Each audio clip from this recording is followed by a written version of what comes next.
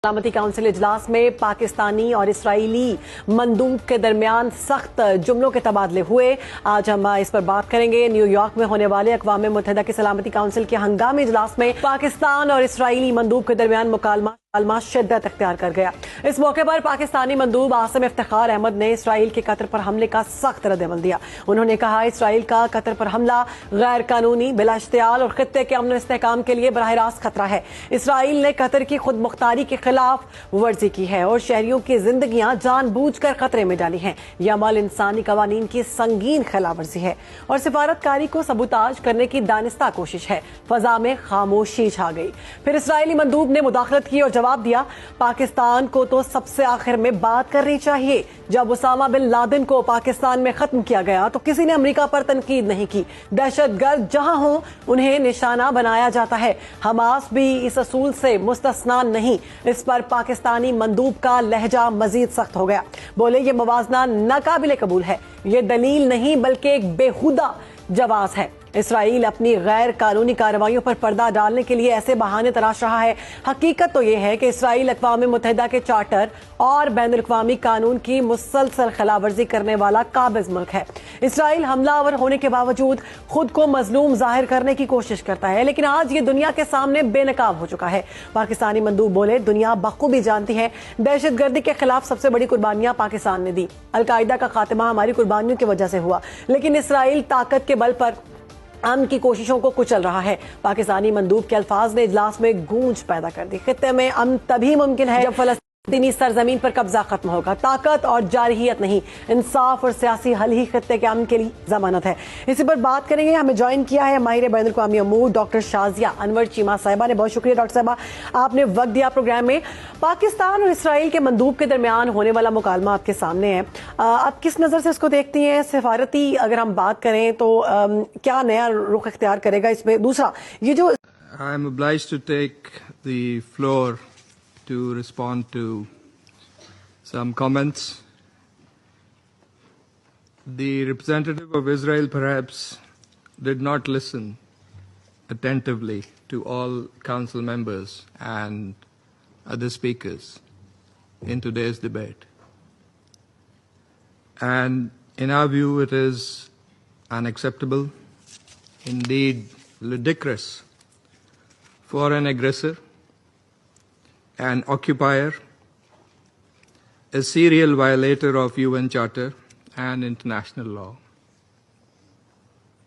that is Israel, to abuse this chamber and disrespect the sanctity of this council. And this is not the first time. And by pointing fingers on others, baseless assertions primarily aimed at masking its own illegal actions and violations of international law. President, but that's not at all surprising. It is an occupier that does not listen to anyone, that does not pay heed to any advice, even from its friends, if there are any left, that refutes, and not just refutes, it threatens members of the international community, international media, international human rights and humanitarian organizations, doesn't listen to the ICJ or the ICC, and threatens the UN and its senior officials. And it does that with impunity, shielded by its apologists who time and again acquiesce in its illegal actions and defiance of the international community. And like all occupiers, despite being the aggressor, it feigns and plays the victim. but today it is totally exposed. President, this Council has spent decades discussing the situation in the Middle East and the Palestinian question. Meeting after meeting, we devote hours to this agenda. It is not because of anyone else.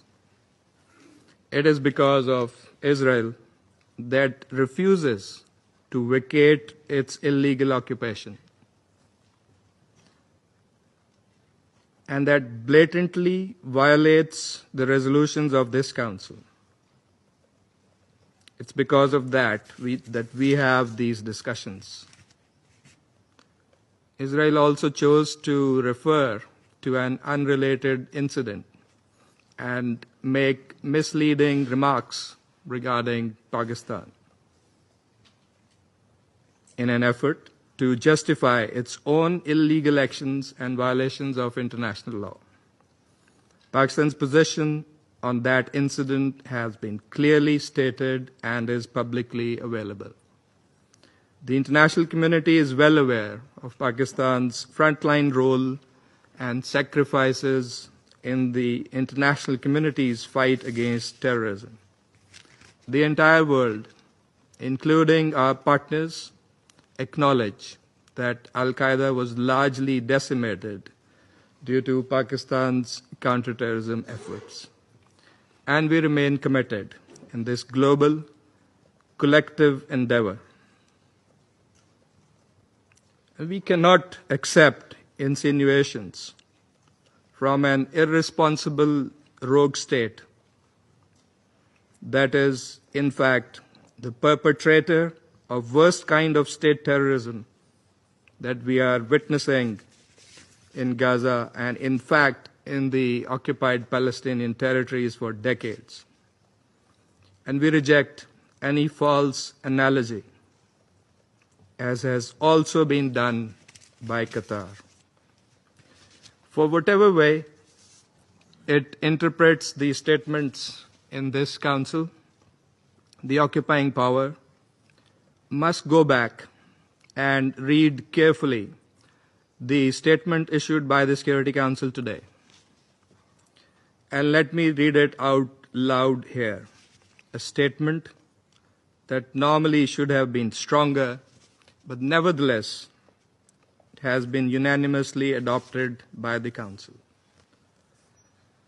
The members of the Security Council expressed their condemnation of the recent strikes in Doha, the territory of a key mediator, on 9 September.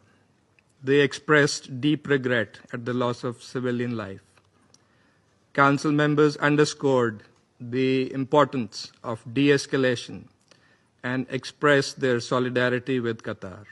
They underlined their support for the sovereignty and territorial integrity of Qatar in line with the principles of the UN Charter. Council members recalled their support for the vital role that Qatar continues to play in mediation efforts in the region and alongside Egypt and the United States. Council members underscored that releasing the hostages, including those killed by Hamas, and ending the war and suffering in Gaza must remain our priority. In this regard, they reiterated the importance of the ongoing diplomatic efforts of Qatar, Egypt, and the United States, and called for the parties to seize the opportunity for peace.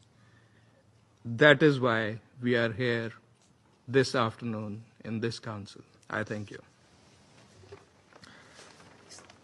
I thank the representative of Pakistan for the statement. Time and again, acquiesce in its illegal actions and defiance of the international community. And like all occupiers, despite being the aggressor, it feigns and plays the victim.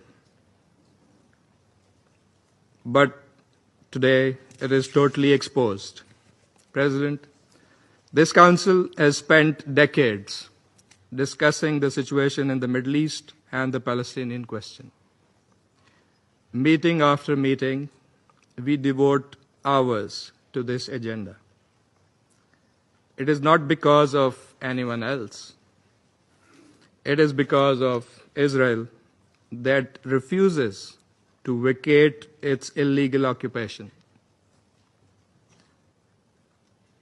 and that blatantly violates the resolutions of this Council.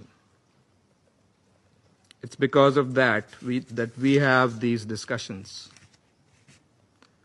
Israel also chose to refer to an unrelated incident and make misleading remarks regarding